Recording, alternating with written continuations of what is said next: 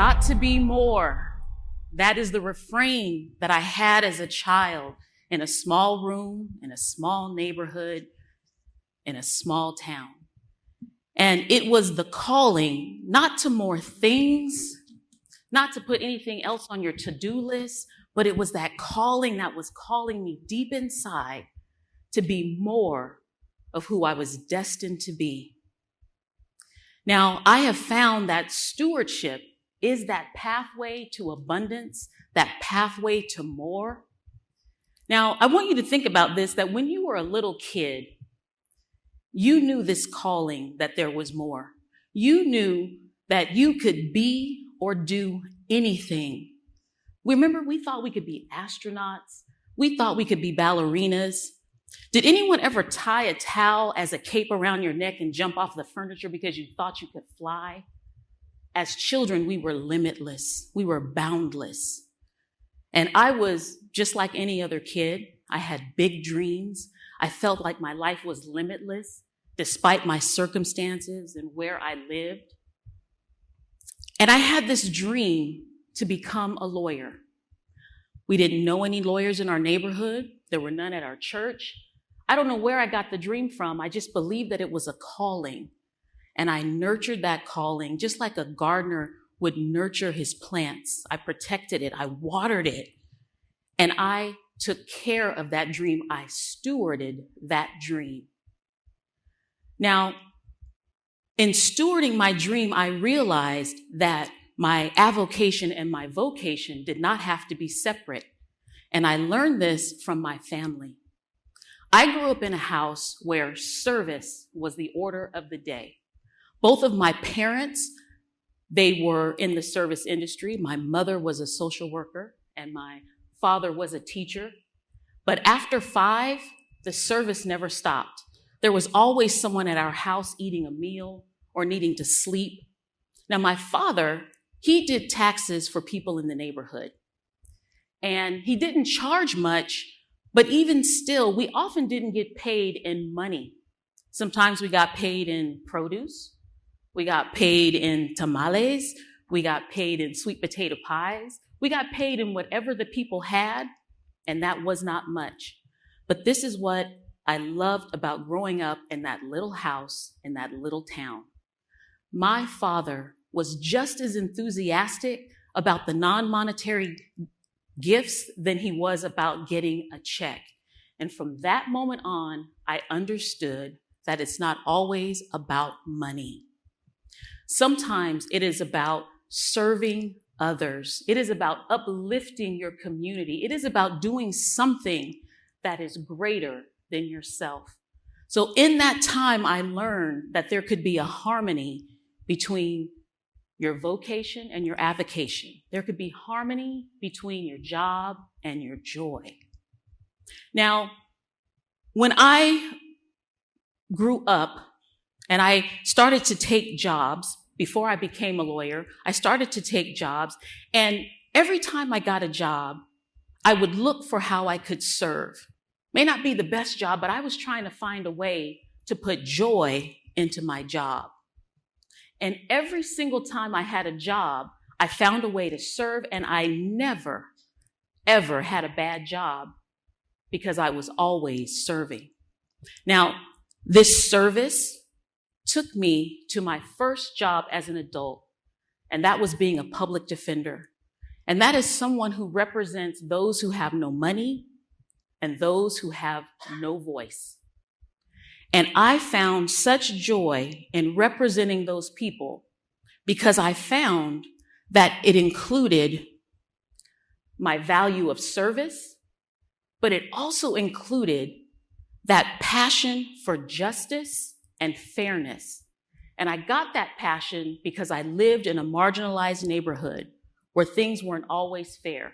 So I decided very early that whatever I did, I would seek justice and I would seek fairness. Now, I did this job for 15 years and I loved it because as a kid, a lawyer is the only thing that I ever wanted to be. And there it was again, that call from deep within. There's got to be more. How can there be more than your dream job?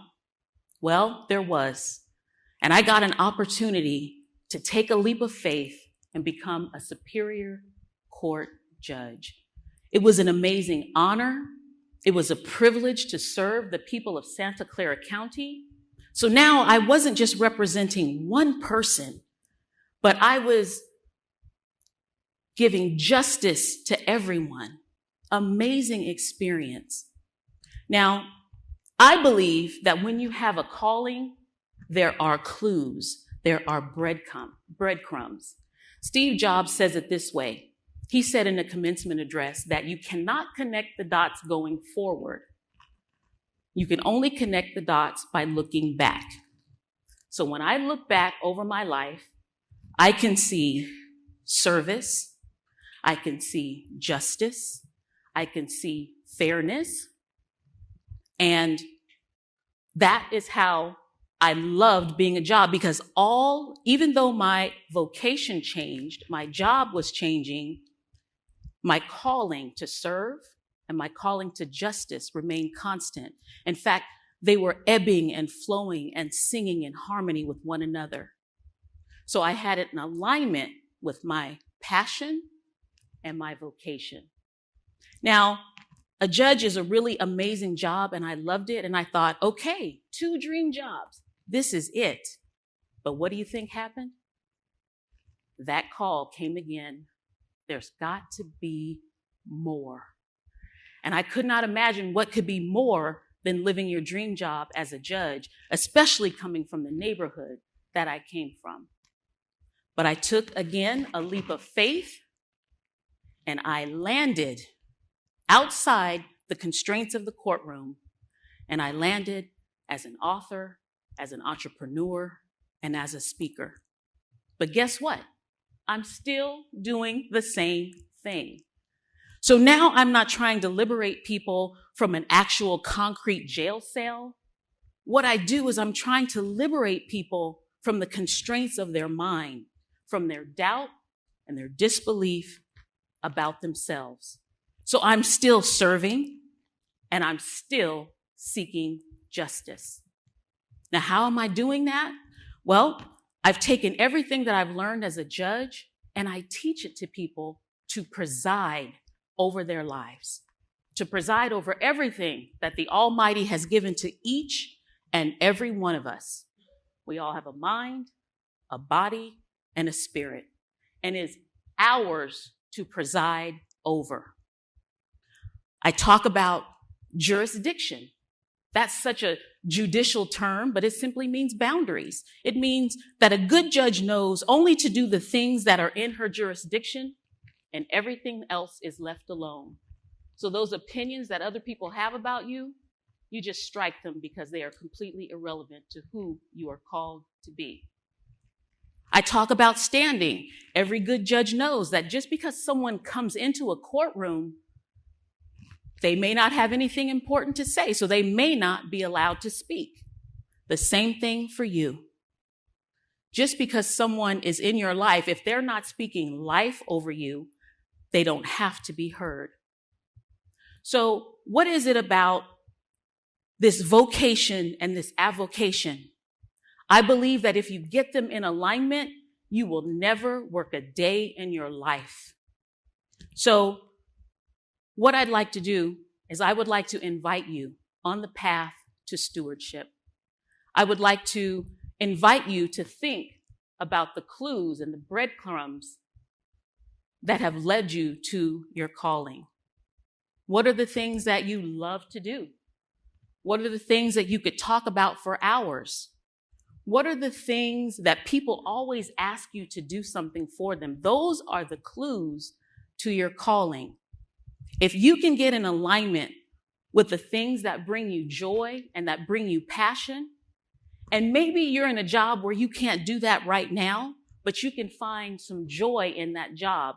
But ultimately, the goal is to get your joy and your job in alignment so that you can live to your fullest potential and your destiny. So what I'm going to do is I'm going to invite you to pick up the gavel of authority And I'm going to invite you to do what judges do all the time. And that is that they preside over everything in their jurisdiction. You can adjudicate your thoughts, striking the ones that do not serve you. And you can cultivate and nurture the thoughts that are going to push you towards your destiny. I believe that your job and your joy can sing in harmony. Because after all, if you don't preside over your life, who will? Thank you.